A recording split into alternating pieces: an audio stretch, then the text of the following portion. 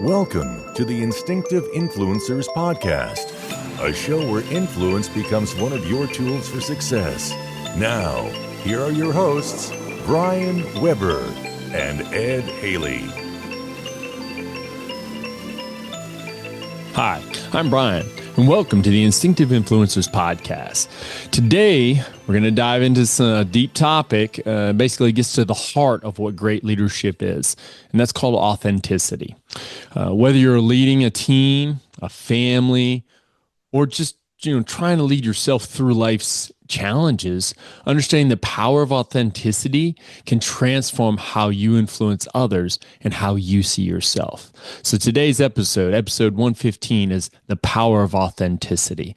I would encourage you to reach out. Let me know if this touches a tone with you, or if there's some connection to this, or if you catch on to something that I talk about and you're like, oh, what about this, Brian? I love hearing about those things. You can always connect with us, with myself, or even with James, anytime through, the different social medias. You can find us on all the different platforms. You can hear this. Obviously, if you're watching it, you're seeing it probably on YouTube, or you're listening on Spotify or Apple Podcast, or, the whole assortment of things. But hey, just reach out. Let us know. Let me know, what your thoughts are. So let me ask you this. What is authentic leadership? Some people can't explain it in words. They say it's just this feeling or this or that. Let's start with the basics, though. Authentic leadership means aligning your internal values and beliefs with your external actions. Now, I just said it. Your internal values and beliefs with your external actions. That's a lot of connectivity there. And that takes a lot of time sometimes to be able to be that authentic leader, to be able to do things in that manner. It's about bringing your whole self to your role. No masks, no pretending, just you standing firm in your principles. Too often people will hide behind this mask of I'm the leader. I can't show any flaws. I've got to be solid. And I think that's a problem, right? Like, not showing that it's okay to have flaws, right? It's okay to make mistakes and say, I made a mistake. And we're going to get into that a little bit here in today's episode. But it's the idea that it's okay to show that you're not perfect. You're not the one who makes no mistakes. Because then it creates this facade that, oh, I've got to be this perfect individual within an organization to operate here. And now you've created these expectations. Let's think about it this way. Think about being like, say, a manager, who's always says, my open door policy, my door is always open, but never really listens when somebody comes in. Compare that to a leader who invites and acts on feedback, even if it means admitting they were wrong. That's authentic in action.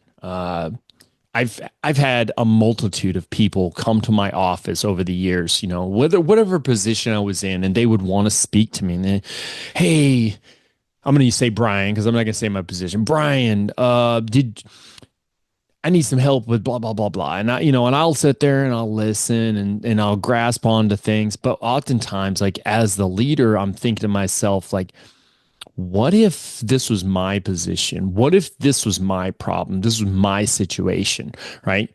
That allows me to be authentic in my answers I give to them. Now, I will tell you, I've said it on here a few times, that I like people to bring solutions with their problems, but sometimes a problem is just too overwhelming, and you're so distracted with it that you don't see a pathway through. And so that's where we have to listen. The role of vulnerability, it's a critical piece of this, right? Authentic leaders aren't just true to themselves, and they're willing to be vulnerable. That's key. This means being open about your strengths and your weaknesses. Dr. Brene Brown, she's authored many books, and she's got some really good stuff out there. But she says vulnerability is absolute heartbeat of innovation and creativity. There can be zero innovation without vulnerability. Now, think about that. Vulnerability, the heartbeat of creativity, the heartbeat of innovation. Because when you're creating something or you're innovating or you're just thinking about like just this going outside the box, you have to open yourself up to, these ideas that may or may not work, and that can be scary, right? So imagine let's say you're leading a project, and you make a mistake and it sets the team back. And I've done that before, and I know people have done it also before. It's not easy, right? Instead of hiding it, which bad news never gets good with time. Instead of hiding it, you admit the error and you invite the team to help find a solution. This builds trust and it encourages collaboration and creative problem solving. Some people may think one thing or another. They think, oh, this shows that I'm being weak or whatever. And we're going to touch upon that just a little bit here in a moment about weakness. But it's the idea that you're creating that, you're being vulnerable and you're creating that openness where people are thinking, oh, okay, all right. If I make a mistake, it's okay to say something. I'm not worried about I'm going to get fired or this or that. It's, mistakes are going to happen. Yeah. The problem is when mistakes happen over and over and over again, and usually their answer is, oh, I didn't think about that, or I wasn't thinking about that. And it could be, let's just say it's the same mistake over and over again. Now we have a problem. I used to have a first sergeant a long time ago, and he said in the Army, he says, we have two solutions to this, because it's either a discipline problem or it's a training problem, and we can fix both. I was like, not too bad, but let's say it's mistake after mistake after mistake, but it's on all separate things, right? Now it's like, okay, it's not the inconsistency of you doing the project or the plan or whatever it is. It's the inconsistency to paying attention to it from the get-go. That's usually what the problem is there, right? And but being able to be vulnerable, say as the leader, as the boss, as the person in charge, you are setting the example, and if you think about it, you're building trust and connection.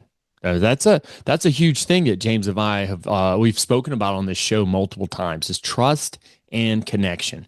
Authentic leaders inspire and motivate with leading, by example and building genuine connections. Like that's not easy to do. And it takes time for people to realize it, it takes time to understand that each team member's strengths and interests and aspirations. And it's almost like you're not going to know the people when you take a new position in 1 week. You're not going to know them in 1 month.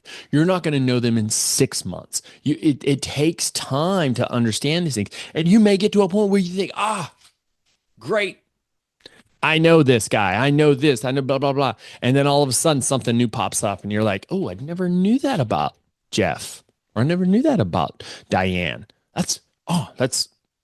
And now you're starting that, thing again. So, when we think about building trust and the connection, here's an example.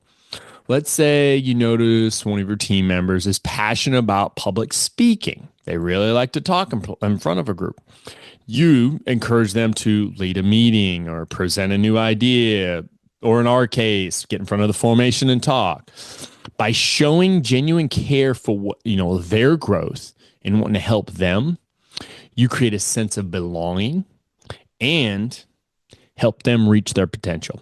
Now it says a lot, it's like, as the leader, we often try to be that face, in front of the organization. But when we can step back and we can say, hey, this is a great topic. I don't feel like I'm going to do the credit and the justice that you will. Hey, do you mind getting in front of this group of people and just discussing this or holding this meeting about it? I'll be there if you need me to, whatever, but could you do that? And I'm telling you, you're going to see you're going to build that trust and, and that connection, because they know how important that is to them, right? On top of that, we have to think about self-awareness, moral values. These are other aspects of authentic leadership that we have to go through and think, oh man, hey, am I being self-aware of who I am, and are I'm upholding my moral values? Because sometimes one of the things in the Army we often say is like, hey, always try to do the right thing even when no one's looking. That's being self-aware. That's upholding some type of moral values, or what we call the Army values. It's doing the things you're supposed to do to continue on, even and it's through discipline. Discipline is a huge thing. I'm a big fan of Jocko, and I love what he says. And he talks about, I've seen it a few different times where he talks about, like, motivation will get you so far, but it's discipline that gets you all the way. And I truly believe that, and then having that self-awareness, that discipline inside to be self-aware, to, and to uphold my moral values. That's critical, right? And it's a key trait of authentic leaders, having that self-awareness. They know your strengths and your weaknesses. When I say they, I mean the individuals who are with you, and admit your mistakes and share your successes. Those are the times that they're like, oh wow, like this or that. And it can be, sometimes it can be a little bit testing to kind of admit your weakness. Hey, listen, I'm just not good at this. I don't know why. I try to do this blah blah blah better. A good example for me, right? We use a system. It's an online system, and it's to do all of our HR actions, things like that. I would say over half of my time in my current position, I did not hold a solid battle rhythm. Battle rhythm means just like every day I work on it, like a solid battle rhythm that I went into that system, and then I did approvals, denials, pushbacks, whatever it was of the action every day, say at the same time, and knock out the list that was there. And sometimes it would build up. Sometimes it would just be a few. But if I would go a week at a time, by the end of the week, I'd have 35, 40, 50, 60 items that I got to go through. And now, when I finish doing it, now I'm passing it on to my boss. My boss, usually if it's coming to me, that means it's going to him. And if it's going to him, well, I just swamped him, because now he feels the need to kind of push it. So I have to think about that self-awareness, and my moral values, I feel some of my moral values is taking care of other people the way I want to be taken care of. Treat other people's in the manner you want to be treated, right? And by sitting on something or just not paying attention to it, because it's not always on purpose, right? Like it could just be out of ignorance, unknowing neglect, right? And just doing something like that can hurt people, right? Having, understand, admit your mistakes, share the successes, and then having a strong moral compass that you're committed to kind of self-improve, that really sets a tone, right? Like that, because when you hold that moral compass, especially as an authentic leader, you tend to, people see you for who you are, right? If I say I don't lie to people, I hold that true. I'm going to tell you the truth. Sometimes you're not going to like what I tell you, but that's okay. I'm not going to do it in a hateful manner, right? Like that's part of that moral compass to me, or that, being self-aware also is, I'm not going to like tell you something and make you feel like you're not worthy, or just blah, blah, just all these things. Instead, maybe, it's like, hey, I got to tell you the truth on this, like, I know you think you're going to get that job. I'm sorry, man, you're just not going to get that job. It's not going to happen, right? Like you just don't meet those qualifications. What I could tell you is there are things you may be able to do to get there someday, but I can't promise you that's going to happen. This is just my recommendation, blah, blah, blah, blah, but it's like those types of things, picture a leader who, after a successful project, they share the credit with the team instead of taking all of themselves. Like that's a big thing. You just finish a project and it's like, yeah, this is the best project ever. It saved the company X amount of dollars, and it did this and it did this. And if you just stood there and you say, yeah, thanks to me, all this was done. If it wasn't for me, we'd never get it. No, that's not how it works. One of the ways to do that is like, hey, can I get, hey, Jim, Bob, Deandra, Alan, come on up here. Please, stand up here with me. These are all the people that made this happen. This is why we're able to get done the things we can. That's authentic leadership also, right? Like that's putting, that's a kind of a servant leadership almost also, but that's putting them before you. But you think about it, basically anyone who, would stand in front of someone and kind of just like self gratify themselves, that's authentic also. And you kind of got to be aware of that, because sometimes that authenticity of being very self driven gets in the way from the team. Because in most leadership, let's think about this. In most leadership positions, you're not the hands-on person. You're not the person that's going through and doing like 80% of the work to get that project or to get that assignment or that task or that mission across the way. Most of the time, that's the individuals who are on the team. You're just there to help guide, kind of mold, mentor. Some of the things we say, I've said it, I don't know how many times, like herding cats, right? Like you can have people everywhere, right? And you got this going on and that going on, and then you got to get this, and you got to bring this person in, and you got to do that, and you do all those things together, and it's like and it comes together. Like, yeah, you may be that, like where you're just kind of putting your arms around it, but they're getting it all done inside that little, area there. So you got to be really careful about, that being self-aware of the situation and holding to those values will truly help you be that authentic leader that people seek and need. But let's think about some challenges, right? Challenges of authenticity, challenges of vulnerability. Like those, there's some challenges there, and I'm gonna go through a list. I've got a list right here that I've kind of built up that I've dealt with it. I've seen people deal with it. I've seen people deal with it the right way, or what I thought was the right way, and I've seen people deal with it in a manner which I thought was the wrong way. Now, that doesn't mean I had the right way. It's just like, that didn't work like we all thought it would. No, because let's be real. Embracing authenticity and vulnerability, it isn't always easy. It really isn't, because there's sometimes you have that internal dialogue and you're like, better not say this right now. This is not the time, right? Yes, you would say, oh, well, Brian, if I don't say what's internal, how am I being authentic? Well, sometimes your authenticity also has to look for the betterment of the organization, the betterment of the group, the betterment of the people standing there with you, or the one person, But let's move on. Let's look at these challenges that I've got here. So, number one, fear of perceived weakness.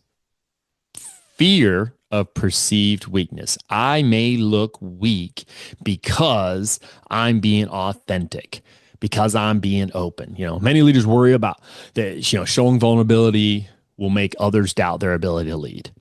Because I'm showing this vulnerability and I'm not showing this tough exterior, people are going to think I am weak and I'm unable to lead them. No, that's not always the case. I will say, if you're always being like vulnerable and you're just kind of, there's like this sense, you have to kind of have that sixth sense, that self-awareness. Am I sharing too much, sharing not enough, things like that. There could be those times where it's like, yeah, hey, this person can't make a decision. They're constantly emotional about all these things, and they're not really able to address the group on the things that we need to get done. There's no proper assignment of stuff. Like there's things that can happen. So let's say if you admit you're struggling with a new technology, right? Like say, the computers are not up to par.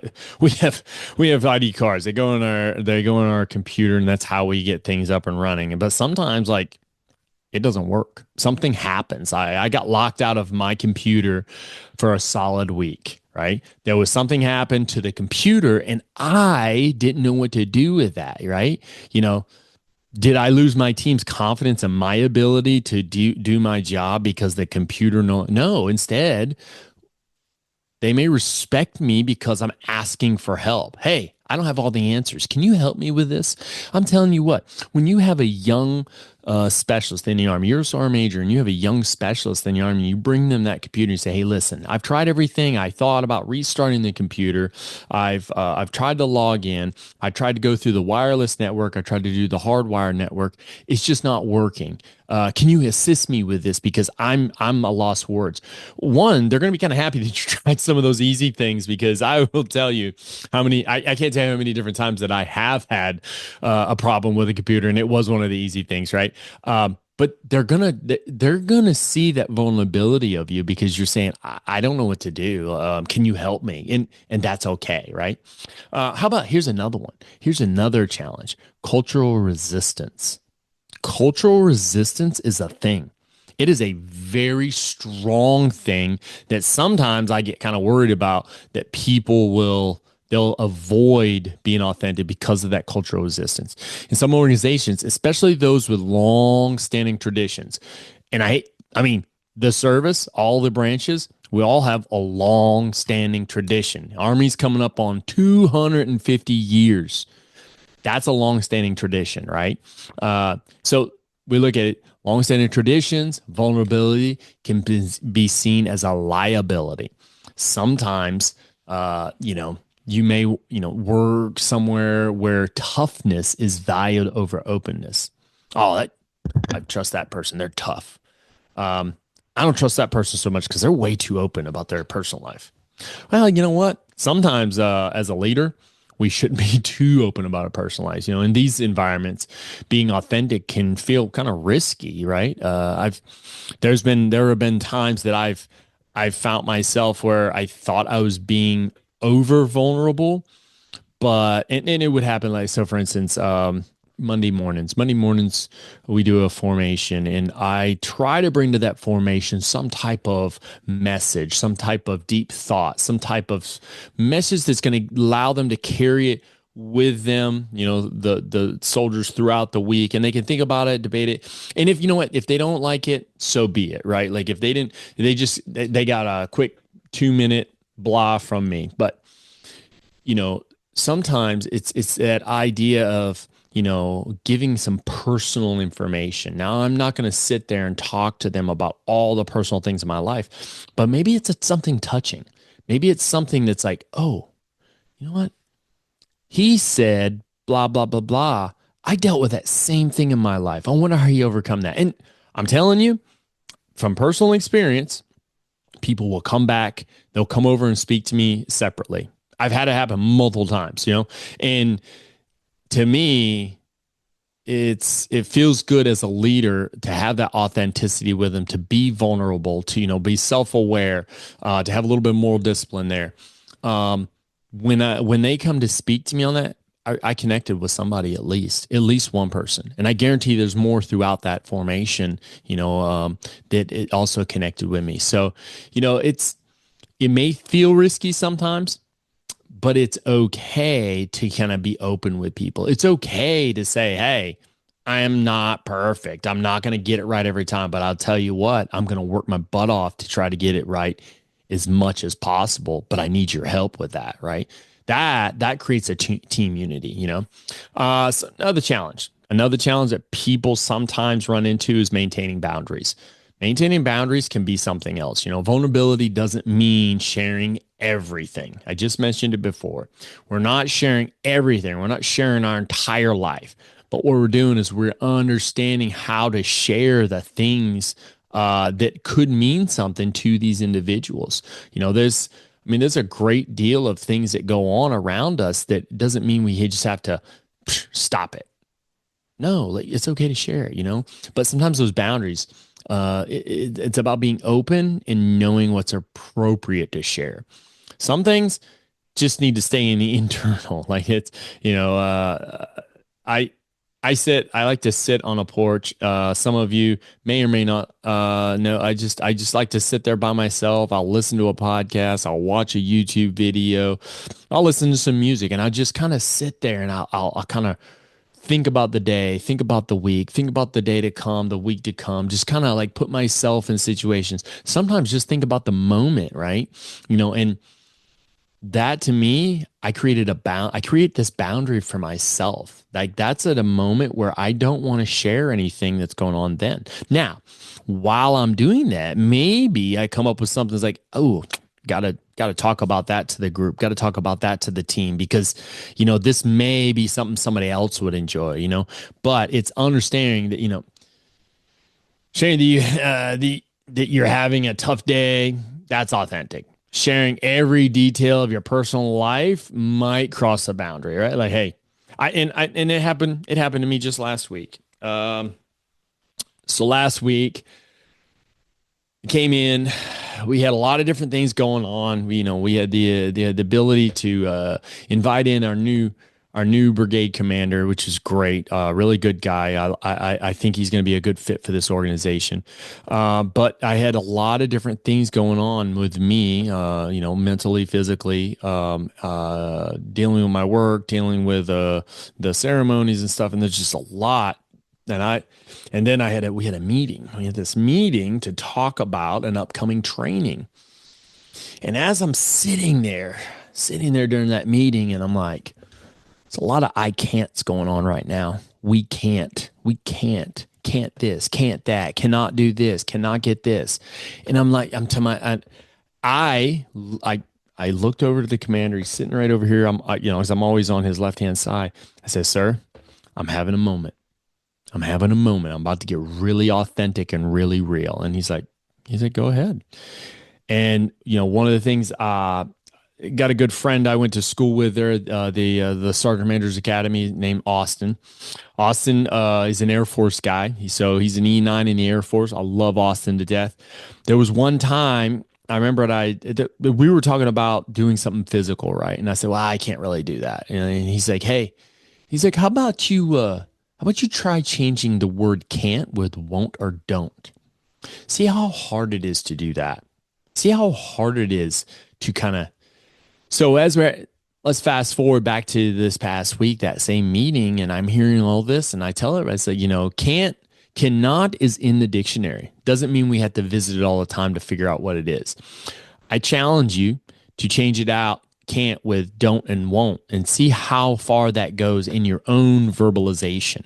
Something else, right? I was being authentic in a way that was, I wouldn't say I was being demanding, but I would definitely say that I was encouraging them to kind of reflect upon themselves, because we have to do that sometimes. Now, I didn't sit there and tell them about all the things that was going on with my life and how things were upsetting and this, and I kept those boundaries. I held my boundaries, but I knew I was kind of getting a little testy too, right? Here's another challenge: balancing authenticity with sensitivity. Authenticity with sensitivity. That can be something else. Authenticity isn't about being, rigid or inflexible.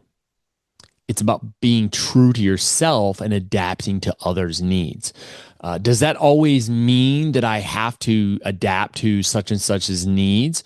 Maybe their needs is for me to be a little bit tougher on them. Maybe their needs is me to be truthful with them, but it's listening to them. I did a podcast recently. It was Serving with Faith podcast, and Mike Nick on there. Nick says, he says like, we're giving 2 of these and 1 of these. And we say it all. I mean, that's a common thing, but we don't realize how often we have 2 ears and 1 mouth. Like, listen more than we speak, like, how do I know what they need if I'm not listening to them? That's true authenticity. That's creating a communication, not a barrier, but a communication pathway, right? And being sensitive to their needs. Their needs are not always that they get a pay raise, that they get time off, this, that. Sometimes their needs is simply as easy as being an ear to listen to them. Sometimes that's all people need. It's just to be able to talk about something, right? And then if they feel comfortable with you, they feel okay with talking to you, that's important. That helps the situation. That helps as a leader, If you're naturally direct and you might need to soften your approach with a more sensitive, with say a more sensitive person, without compassion, with compassion without compromising your identity, then do it. that happens, right? Like it's learning that it's okay. I had a leader not too long ago, um, who had this persona all the time that like there's nothing wrong. There's nothing wrong with me. Everything's fine. I read all this. I do this. I do that. And you could tell there was some internal conflict with that person. Um, did I get to address it? No. I I hope I pray that the one day that individual seeks whatever type of counseling they need, or just kind of get things off their chest, because I really do believe that individual could be an amazing leader, probably is still an amazing leader. There's a lot of things, but when you have that sense to you that you're infallible, that kind of turns people away. It does. Like people are kind of like, I don't want to be a part of that. Like, they're too good for themselves, things like that, right? So I just hit up a few things, right? Like fear of perceived weakness, cultural resistance, maintaining boundaries, balancing authenticity and sensitivity, right? Now let's talk about overcoming the challenges. How do we overcome those challenges? The key to overcoming these challenges is building a culture that values and supports vulnerability, values and supports it, right? Here's an example. So if you're a leader and you start modeling, say, this authenticity behavior yourself, right? You share challenges, celebrate team success, and encourage open dialogue. Over time, now it's not going to happen immediately, but over time, this creates kind of a safe place where everyone feels they feel empowered, they feel comfortable with you, and they feel like they can come to you.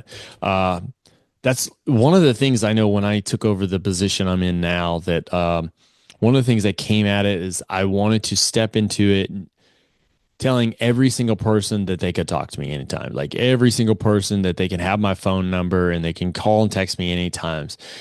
And when I'm gone, they can still do that, right? I've got a young man. I'm asking him to kind of be a part of the podcast.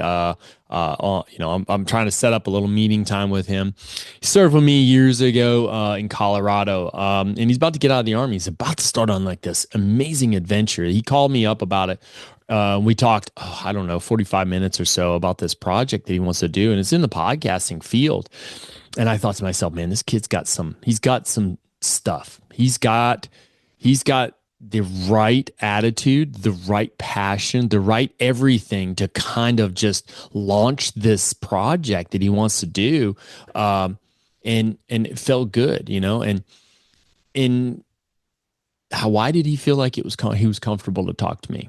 And I'm not saying, like, please, I'm never trying to say that I'm the perfect leader. No, I make so many mistakes.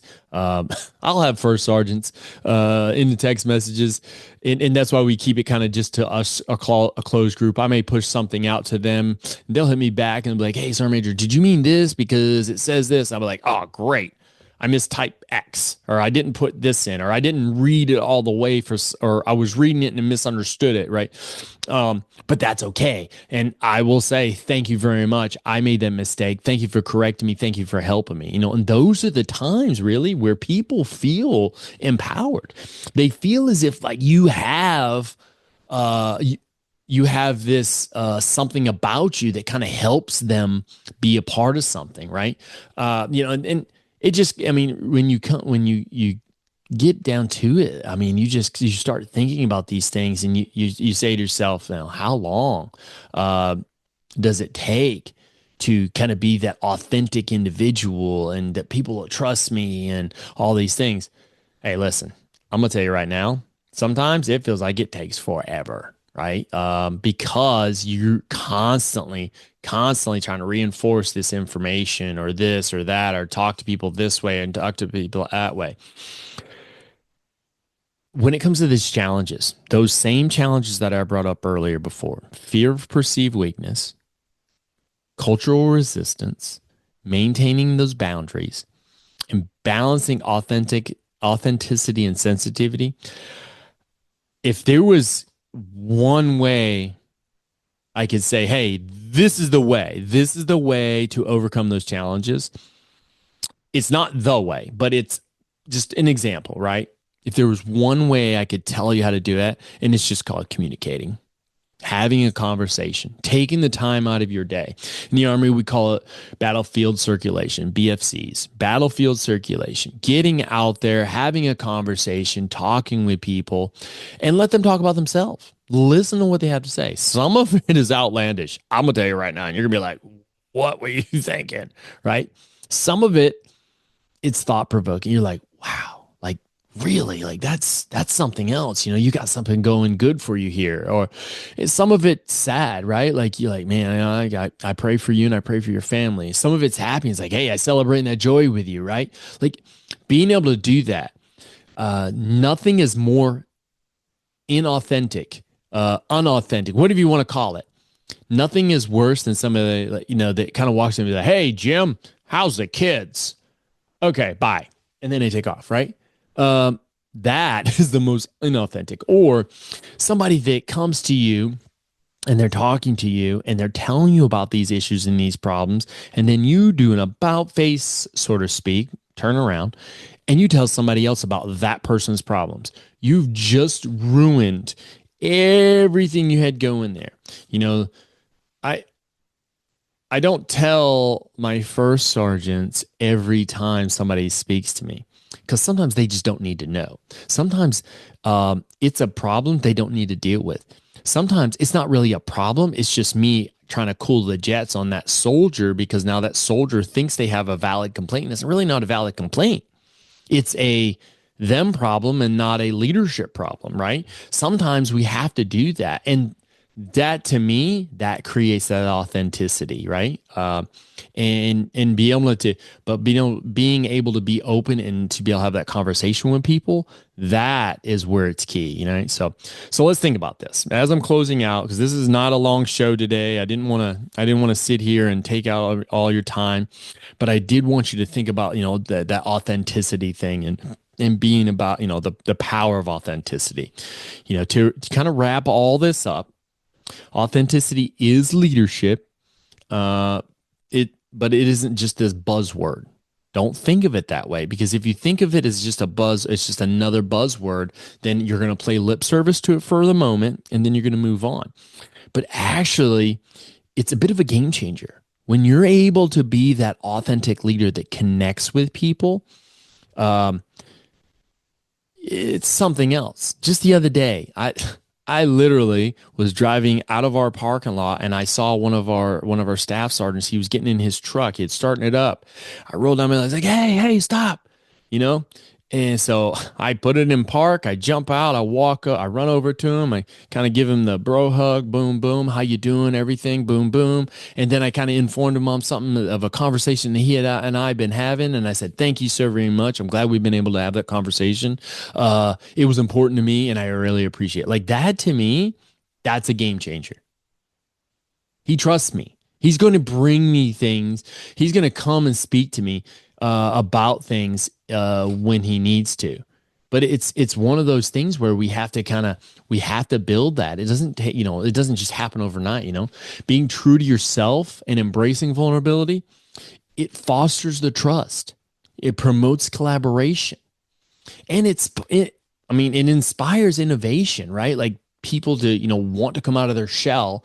They want to think about how they can do something a little bit better. That old saying, this is how we always done it. It's not a great saying. It's actually it's kind of disturbing sometimes, right? But you can create a positive and supportive environment where people can thrive through that authentic leadership. So let me give you a final example. Think about the leaders you admire most. Chances are they're the ones who are honest, reliable, relatable even, and they generally care about the people they lead. So as you go about your day, ask yourself, am I leading with authenticity? Am I willing to be a little bit vulnerable in conversation? Remember, the most influential leaders is instinctively authentic. think you kind of got onto what I said there, right? So thanks for tuning in today. It's been a great time. Just kind of sit here and kind of ramble on a little bit about authentic leadership. I would tell you this, if you're looking to reach out, please do. You can find us on all the social media platforms, 101 Influence. You just do that in the search bar. We should come up. Find us, Instinctive Influencers. Look it up. Obviously, if you're watching this, you see that we're on YouTube, but let's say you're wanting to listen in on some of the shows, you can also find us on Spotify and Apple Podcasts and Google Podcasts. You can find us on all these different platforms to kind of help, finish your day throughout of listening to, what we had to say. But I would definitely say, if you get a chance, share this with one person. If you're listening, share it with one person. Maybe it's something that can help them. Maybe it can help inspire them, But hey, listen, until next time, just keep leading with a little bit of authenticity, and I promise you, it's going to go a long ways. With that, I am Brian, and this is the Instinctive Influencers Podcast. Thank you so very much for listening. Remember, authenticity, vulnerability, moral values. You got this. Thank you much.